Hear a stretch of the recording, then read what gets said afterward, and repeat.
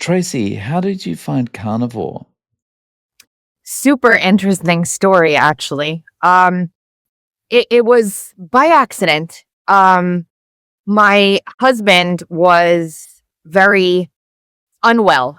He had MS and he was very overweight, and he had been his entire life. It wasn't like it was something that just crept up over a period of time. It was from childhood. And he had gone for his yearly physical where all of his labs always come back normal. Everything's normal. Everything's normal. This was after his diagnosis from MS, which I'm sure we'll get into because it's been a revolutionary impact on that.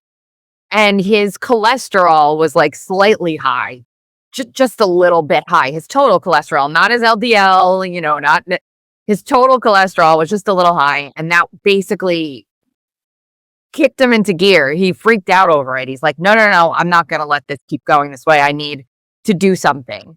And I'm like, well, if it's going to be that of all things, then that's fine. And he did some research and he found keto and he started keto. And then I've been in the health kind of freedom movement for years and years and years. And I was kind of poking around and I happened to stumble across Michaela Peterson's TED Talk that she had gotten banned for. Basically, they never aired it.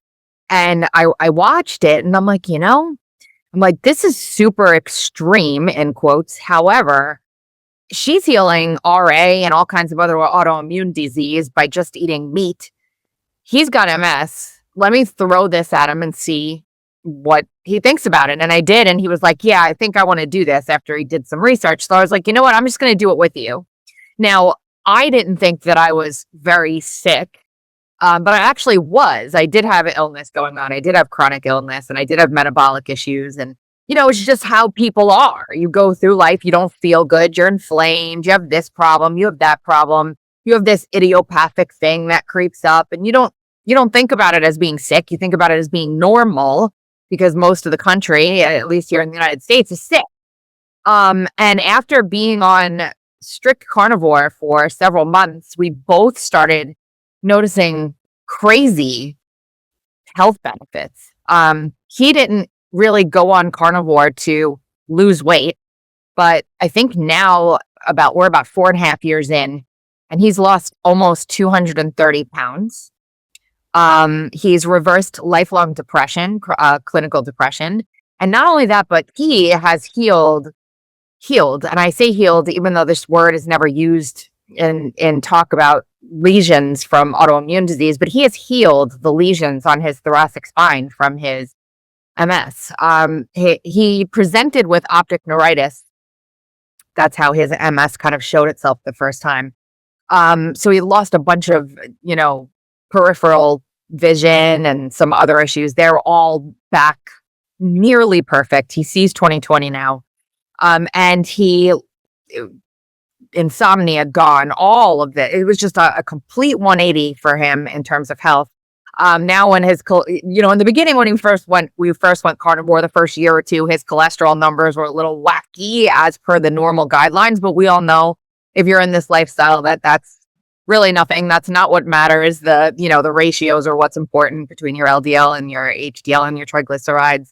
But I too noticed some huge improvements in my life from doing this. My hair grew back. I had a condition called IIH that reversed itself. That's a rare one. So when people see me talking online, they come across me saying that and they're like, oh my gosh, really? Because in that condition, you're told to severely limit your sodium intake. So for a carnivore to go low sodium doesn't really sound, how do you do low sodium carnivore? You don't typically. But we had a serious health changes from this lifestyle. And it was all because my husband's cholesterol numbers were a few points too high. And we kind of went down a rabbit hole of looking for better ways to live. So that's how I found carnivore. Wow. And Yeah. that's been 4.5 years. Yeah. Wow. Yeah. So regarding your husband's situation, so he has no active lesions anymore? No, he's not even having to see the neurologist anymore. He's past his 10-year mark of dormancy. And so After that, they say, maybe every couple of years come back just to check. But I have the MRI reports that prove what I'm saying. I'm happy to send them to anyone who's interested because I've shown them before. Because people don't believe me because it's unheard of that you would cure demyelination on your Right. spinal cord, but Right. he did. And, did the neurologist give you any feedback at any point? Like, "This is crazy. What's happening?" Yeah, we were very blessed with the neurologist that my husband was seeing because she did take a very patient's rights based approach to managing disease process, which is unlike most physicians. And the day that MRI report came back and he went in for his follow up, she was with a resident and she said to him, what have you been doing? You look amazing. Your blood pressure is normal. Like everything's good. What are you doing? And he was like, I went carnivore. And the doctor next to her, who was the resident, said, I knew it. I told you. And it turned out that the two of them had been researching keto for management of autoimmune disease. And they'd been recommending to their patients that had serious autoimmune issues to try going keto and taking a diet-based route for healing.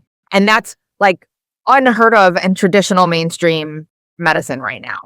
It's very much against the grain of going on, the Ocrevus or the immune suppressing drugs or the infusions every 6 months, or especially when for his profile, technically, MS is a little bit more aggressive typically for someone in his racial profile and all the other things that he has going on. So she took a very cautious approach and let him kind of drive, which I think gave him the ability to make decisions that he felt were best for him and real and, gave him true informed consent versus having, nonsense pharmaceuticals shoved down your throat, which is what typically happens. Right. And, I mean, what a gift, like, to get his vision to being 20/20 again. That's just, like, Yeah. that's I've said this to people before, when I was growing up, I just saw MS as this kind of nebulous thing where, it wasn't very specified, as it wasn't very clear what it was. It was just like it was one of these things you get and it's like just forever. Yeah. Yes. I don't think they know for many autoimmune diseases what the cause of them are. They come up with these, it's, they're all basically idiopathic. There's never any reason for it. You ever notice? Like when someone's diagnosed with lupus or rheumatoid arthritis or, Guillain-Barré or, whatever, they never have a reason why. But typically it's the body malfunctioning. The body eats itself. The body attacks itself. For some reason, our body and all of its beauty and innate wisdom finds something that causes it to become a warrior against itself. And so it stands to reason if you could quell and calm that nervous system down, if you could remove inflammatory, contributors, if you could potentially identify the thing that caused the body to malfunction, you could then stop it. So instead of using a drug to support, because what all of these drugs for autoimmune diseases are immunosuppressant drugs. They want your immune system to stop working so it stops hurting itself. People with RA are given chemo sometimes. This is how they get your immune system quiet. And it would stand to reason that the first place you should look is environmental and food. If barring an outside medical intervention, like, perhaps having an inadvertent reaction to a vaccine or to some medicine you've taken, your environmental circumstances play such a huge role in how your body is acting. So it's natural, I think, for doctors to go there first. Like when you bring your pets to the veterinarian, what do they say? What are you feeding them? That's the first question of that will ask. What are you feeding them? But medical doctors don't. So that's kind of where we're at. And that's the crazy thing, it's like we seem to, like, be more genuine with the way we treat our pets than the way we treat ourselves. It's crazy. It is. It is. People will absolutely read the back of their dog food bag. People don't typically stop to read the back of their, mini muffins or bread or whatever they're picking up. And, I'm not I think personally, my belief is that every single human being on the planet should be a carnivore. That is my personal belief. However, that's probably not going to happen. So when I talk to people, at the very least, I say, follow these rules to begin. If you cannot pronounce an ingredient that is on your food, do not consume it. And understand the difference between these different oils and preservatives that are being used in what you're eating. Cut those things out immediately. Eat only what you can read and pronounce, and cut out inflammatory seed oils and use only cold pressed oils, and do it for 60 to 90 days and then tell me how you feel. Because I was walking around an absolutely inflamed mess. If you were to look at me today versus looking at me 4 years ago, you probably wouldn't even recognize it. And it hasn't even been for women. Women is a little different. I don't know, in your travels of talking to all these amazing people that you've spoken to, if you've noticed that women have a little bit of a different response to the carnivore lifestyle than men. I Mm. didn't lose 200 pounds. I didn't have 200 pounds to lose, but I've only lost probably about 45 pounds in 4 years, about 10, 11 pounds a year. Fine. That's not what's important to me. What's important to me is how I feel and what my body is doing with the sustenance that I'm giving it. I've been managing perimenopause strictly with diet. That's more than most people could ever ask for. That I'm happy with that. So, and I have energy and I feel good. Mm. So, And, I guess your sleep has probably improved from where it was 4 or 5 years ago? yes, yes. For him specifically, insomnia was always a problem. He would, go to bed, wake up an hour later, be up all night, then go back to sleep for 2 hours. And that taxes your body. All your repair is done while you're sleeping, all of it. For me, it's been the same. I am getting a solid 7 to 8 hours a night of sleep every single night without having to worry. And it makes a big difference when you've got a busy day or a day at all, that you sleep and rest and rejuvenate your body. All your cell repair is happening in REM while you're asleep. So, Yeah. For you personally, what was the once you got started, what was the point where you went, "Oh, yeah, this is definitely the way I should be eating"? when my body didn't hurt every morning when I woke up anymore. When I started realizing that no, it's not normal to get out of bed and be stiff and achy, right? In the morning. That's when that started going away.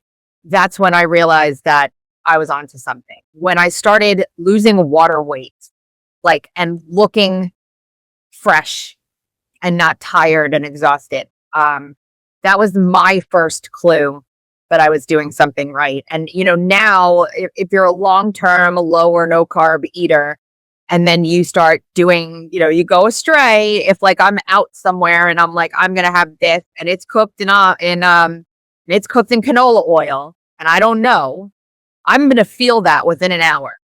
I know immediately when I put something inflammatory in my body, and you're just so used to not feeling good all the time that when you do feel good, you're like, oh my gosh, this is what it's supposed to feel like at 45. Like, I'm not supposed to feel like I'm burning all the time.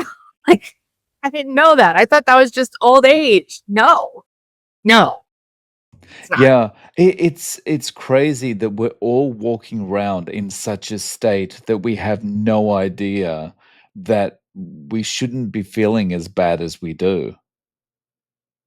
Yeah, people, this is the thing. I've probably coached just because of, how loud I am about this. Um, I don't know, a couple dozen people I've worked with one on one, completely free. I'm not charging for that or anything. It's just something I'm doing to help people. And I've walked with them one by one, and nobody ever believes that this change could make such a difference in their life. I have a friend who was like, I guess I'll give this thing a try. I'm only going to do it. I'm only going to do it for the 90 days and then I'll go back to what I'm like, okay. But I don't think that that's going to be what ends up happening, because most people like her, she went, strict carnivore. She was only eating red meat. She was eating some dairy. So, not lying, but very strict carnivore. And then Thanksgiving happened, and she had a piece of pie, and she had a few pieces of bread, and she was sick for 2 days. And she said, "Oh my gosh, I had no idea how evil sugar actually really is for the human body until I did this." She's like, "I'm so glad that I screwed up, because I probably never would have realized the benefit that I'm experiencing right now if I hadn't thrown myself into a tizzy." And I said, "So are you still only going to stick to this for 90 days or what? Are you going to?" She's like, "No, no, I'm sticking with it now, because it's just not worth it. It's not worth polluting your body and feeling so terrible for what? For what?" Food, I think food in the eyes of many people has become an event instead of what we use to keep our bodies nourished and healthy. It's become a luxury, a luxury, like a vacation event. Like, let's go out to eat, or I love how that tastes. Let me treat myself. It's addictive, is what it is. It really is an addictive thing. And Right. so, yeah, people don't look at it the right way anymore. They look at it as an activity, not what you're doing to stay alive. Yeah, And it's like um, people use the kind of the thing like, "I deserve this." But they're using it in the wrong way. Like a carnivore would also think, "I deserve this," but they would think of it in terms of, "I deserve this nutrition in my body." I deserve to be treating my body in the best way possible. But the average person is just going, "I deserve this," and like, I've had a hard day. I deserve to get this hit. and and it really is um a self-soothing sort of justification for doing something that you inherently know isn't good for you. Like, most people know when they're eating a bag of Takis that they're not treating their body right. They just need to give themselves the excuse to be able to do it. Because it is, like I keep saying again, I'm going to say it's addictive. It's an addiction. Sugar, particularly, is an addiction. And it should, in my opinion, be treated the same way you would treat any other addictive substance when you're trying to help, or when you personally are trying to wean yourself off of it. There are so many layers of the human psyche that go into this. And so for some people, they just commit to it and they do it and they're off to the races. For other people, it's really not easy. And I see a lot of people, like, I tell them, just do it. And there's, well, what do I have to eat? What recipes do I make? Where's the manual? What foods am I allowed? The easiest lifestyle in the world. It's the easiest way to eat in the world. There are very few rules. Right. It's That perfect. and that's the best thing, actually. There's no thinking involved. It's just like, get some meat, cook it, eat it, done. Yeah. Yeah. And, then there's always the arguments too I come across from folks. Well, I don't have the money. I don't have the money for that. And I always say, listen, in my household, we are eating, we've chosen our rent. You start off, this is, I think, the same with everything. You tell me what your story was, because I don't know. You start off and you're getting, the 80/20 ground beef from the supermarket. And, you're getting, even if it's a sleeve from Walmart, who cares? You're just not eating the crap anymore. You're putting protein and meat and fatty red meat in your body, period, regardless of what it's graded or anything like that. And then as you start to feel better and you start to realize you're not spending hundreds and hundreds of dollars on all the other garbage that you're usually buying, you're only putting your hard-earned money towards one specific thing, you start to require better quality of that one specific thing. So now, 4 years in, we're getting from a certain ranch that we've identified, which I will not name, that we find humanely raised, healthy, beautiful cows on. But you don't have to do that. You can do it at your supermarket for a fraction of what you're paying for your groceries right now, because really, You're not buying bread, you're not buying chips, you're not buying mixes, you're not buying dressings, you're not buying, candy, you're not buying snacks, you're not buying any of that bread, you're not buying bagels, you're not buying jelly, you're not buying peanut butter. You see what I'm saying? Like, Yeah. you're just, And you don't have that constant emotional hole that you need to fill with food. no, Mm. that doesn't exist. The only trouble with this, and I guess why there'll never be a massive kind of government-funded campaign to push us this way, is because economies would be destroyed if the majority of people went this way. Yeah, I mean, there would be no need for soy. And that's a major crop here in the United States, believe it or not. There would be no need for real corn production anymore. It would kill the farming industry. Ranchers would be damn happy, but it would definitely harm the farming industry, which is why, especially in the United States right now, we're seeing this push towards the food pyramid being rewritten with protein and high fat protein with a huge focus. And the ultra processed garbage being rejected by more and more of the population. It's really catching on. And I think ultimately, inevitably, when you start down this path, the more work you do, the more research you do, the better you feel, the closer and closer and closer you end up in this bucket, where you are either keto or carnivore. And that's that. So, yeah. Yeah. I find, from the people I've spoken to, that it really it's one of these things where you can't convince someone to do it. They've just gotta be ready to try it, because the real convincing doesn't happen until they've done it for the 30, the 60, the 90 days, and they realize, "Oh, like, as we spoke about before, I didn't know that I could not feel as bad as I've been feeling in the mornings," or, I didn't realize that I would be able to ever be as calm in a stressful situation as I am now. And Yes. yeah, Yeah, I agree with you. It's again, it's can you get someone who's an alcoholic to stop drinking unless they want to? No. right. Yeah, It's the same. Can you get a smoker to quit smoking unless they want to? No.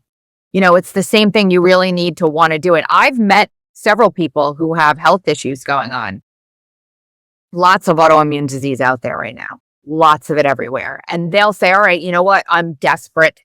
This is it. What else? What do I have to lose? Even people with cancer and other, illnesses that are of body born, origin. They'll do it. 90% of them stick to it. 10% say, I really need to eat, my bread on Sundays. It's just, they will not sacrifice it. And that's fine. I mean, that's your choosing. Whatever you choose is fine. But you need to commit to it. You can't not commit to it. Most people, once they do, don't change. They don't. And you'll find them in the comment section of all the people telling them how dangerous and evil carnivore is for them and how sick they'll be. And then you see them chiming in. I've been carnivore for 10 years and I'm perfectly healthy. I haven't been sick with a cold since, 6 years ago. That's us. We yeah, haven't been sick in years and years. I'm sure, most of us would say the same thing. So, yeah. Yeah, I said that a little bit too much. I think I tempted fate recently. I was like, I can't remember the last time I've had a cold. It's been like bam. 3 years since I've had a cold, and then the next day it's like, yeah. That's always the way it is. I actually, I moved recently. I moved states. And I got here, and within a week or so, I had a cold here. I think it was just, different, completely different environment, getting used to that stuff. But it was short lived as anything. It was 2 or 3 days, and I was back to normal. And but yeah, we jinx ourselves, right? Yeah. So for you personally, how are you eating day to day? What it ended up at, what our normal schedule is now, is we fast. We eat once, my husband and I. Sometimes a little snack in the evening time, but we eat at noon, 11:30, 12 o'clock, and that's it. We have our ribeye steak, our giant, nice, beautiful ribeye steak during the day, And then we go to bed late at nighttime, wake up and do it again. It's a 16-9, sometimes 24-hour fast for us every day. But we're not hungry, and you should never eat if you're not hungry. So it works. That's what works for us. So One meal a day. that's fantastic. So no eggs? Mm, not usually. Not Right. usually. We will have them, but sometimes we'll go to breakfast instead of have a 12 meal, Oh, or noon meal, and we'll have mm, eggs and bacon and whatever. mm. Um, but it's really just fatty red meat for us. So that must have freed up a lot of time to be kind of more productive, a time that would have been in thinking about food, preparing food, thinking about, "I'm hungry, I need a snack," dreaming about food, feeling like your stomach's rumbling, all this stuff. Yes, not being like, you remember when you were carb addicted or carb adapted, if there's Mm. such a thing. You starve. You're starving, right? You're like, oh my God, I'm so hungry. Your blood sugar's crashing when you don't eat. You've got the yo-yo going on and all of that. My hunger is so much different than it ever used to be. Now, when I'm hungry, I know, like, okay, this is actual real hunger. And some days I'm not. And guess what I don't do when I'm hungry, when I'm not hungry? I don't eat. If my body isn't hungry, it's calling me for a fast, and I'm going to fast until I'm hungry again. And I just listen to my body. I trust and listen to my body. My body is the deriver of everything. And it's so easy that way. There's no pressure to eat 3 meals a day or 5 meals a day or snack every other hour. If I want a snack, I just have some bacon bits, or I'll have some pork rinds, or I'll have, some cheese. Bummer. Or some hard boiled eggs. Right. Like, you just, so easy. Mm. Yeah. If I could actually get back the time that I've spent over my life aimlessly looking in the fridge, just like, "Oh, what is there? What's there to eat now?" I reckon I'd have enough time to start a small business or something. Yeah, the lost time you fighting about what to eat for dinner. Where do you want to go? Where do you want to go? What do you want to have? Looking at your money being flushed down the toilet on junk food and things that are just not good for you. I will say, I don't know. I'm super tempted by this new sort of organic sourdough trend that's going on out there. I'm like, you do occasionally say a grilled cheese sandwich might be good one more time. I've never pulled the trigger on that recently. I'm not doing, but a nice grilled cheese sandwich, I mean, you're like, is it worth it? No, no, it's not worth it. It's not worth it.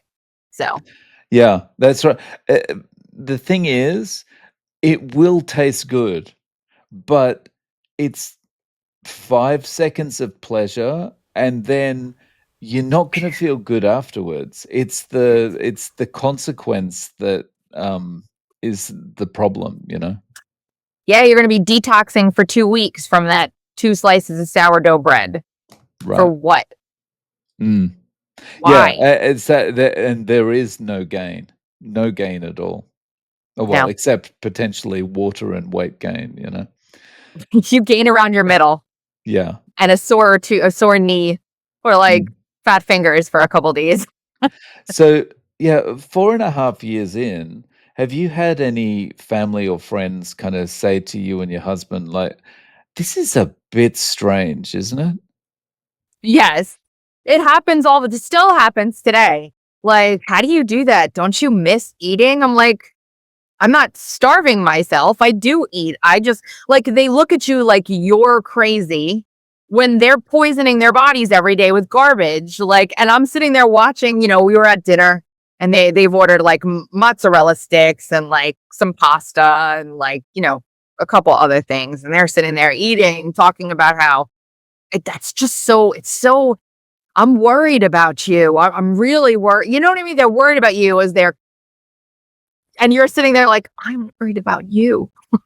I'm Yeah. actually really worried about you, Mm. Yeah. you know? It But look at us, like, we're healthier than we've been in our entire lives. And you're sitting here saying, you're going to hurt yourself. Your labs are good. You're going to hurt yourself. your cholesterol's a little high. Like, but truthfully, my husband's cholesterol is completely normalized. Like, you'd never know his HDL is up in the high 60s, and his LDL is in perfect range, and his triglycerides are beautiful. And I'm like, go ahead, doc. What do you got to say? One time, a doctor snuck a lipid panel in on me, trying to prove herself right. You need sugar. And I'm like, do you hear yourself? I said that to her. Like, do you hear yourself? And she snuck a lipid panel in my labs. I wasn't due for one. And then she had nothing to say when she got the results back. Right. Um, it's kind of scary when you hear a doctor say something like, "You need sugar." The the most recent ridiculous comment from a doctor that I heard was when the patient says, "I've started doing carnivore." The doctor's response was, "Where are you gonna get your B vitamins?" And it's like, you Seriously? yeah, you can understand, like, okay, a doctor says, "Where are you gonna get your fiber? Where are you gonna get your vitamin C?" You can kind of excuse that kind of thing because that we all know where all that comes from, but where are you gonna get your B vitamins? I would say, where are you going to find another patient to replace me and leave? Right? Wow. Yeah, it's It, pretty it, it, bad. doctors today treat out of a textbook and by CDC guidelines that were written to keep us enslaved, period. There is no doctor-patient relationship anymore. Very, very, very few doctors are doing any of their own thinking. Most of the private practices have been bought up by hospital systems, and then that's it. It's over. The medical field has really taken a nosedive, and it's very, very difficult to find a quote doctor who cares very much about this beautiful, supposedly beautiful working relationship between a patient and themselves. And you practice medicine for a reason. It's not because the textbook is the Bible. It's not because the science is settled. It's a practice. Right. So, Yeah. I think, I guess it's a similar problem in America to what it would be in Australia. Like, there's the the government agencies that are writing all the guidelines, um, are full of people from industry. So it's yeah. just this revolving door of people who have got a vested interest in keeping industry thriving.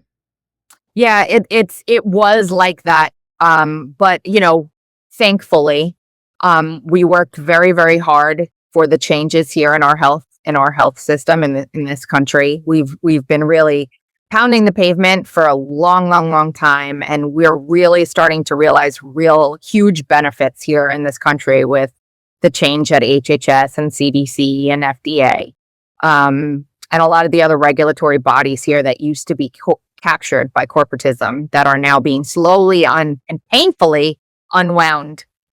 So, Right, and, the funny thing is when you do start to unwind that, the loudest people shouting about, "Well, this is anti-science, this is this is that," are usually the ones that, stand to lose from it being stand to cleaned lose and out. got it wrong over and over and over and over and over and over and over again.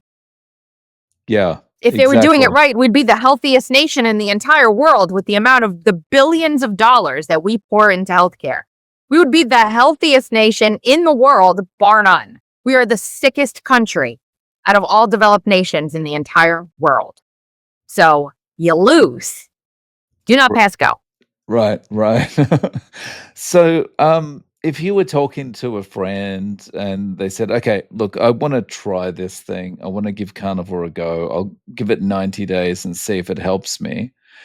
How would you advise they get started? Would you just, like, tell them, "Rip the Band-Aid off and jump in," or kinda transition slowly through keto?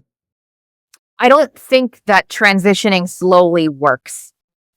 Um, you can't have one leg in and one leg out. I think it depends on what your goal is, right? If you are ill and you are looking to quote heal I would definitely recommend ripping the Band-Aid off and jumping right into strict carnivore and just deal with it. I've always been very clear about what people will experience. Like, I shed oxalates through my skin when I went carnivore. I was a huge spinach eater, loved spinach. So I was oxalate shedding a couple months in. Like, I'm like, what the hell is this?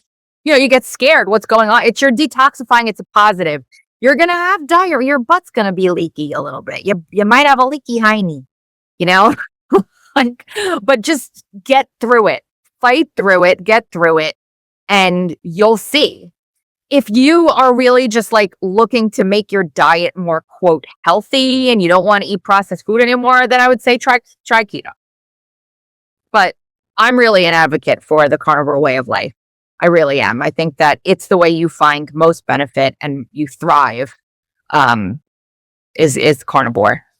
Yeah, nice. So Tracy, if people want to reach out to you, do you have any social media or any way of getting in contact?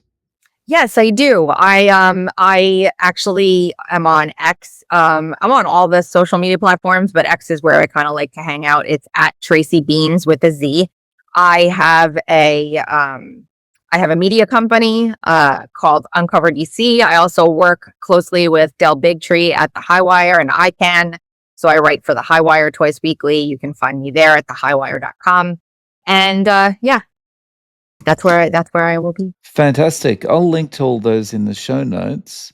Tracy, thank you so much for coming on and sharing your story and experience. I really appreciate your time.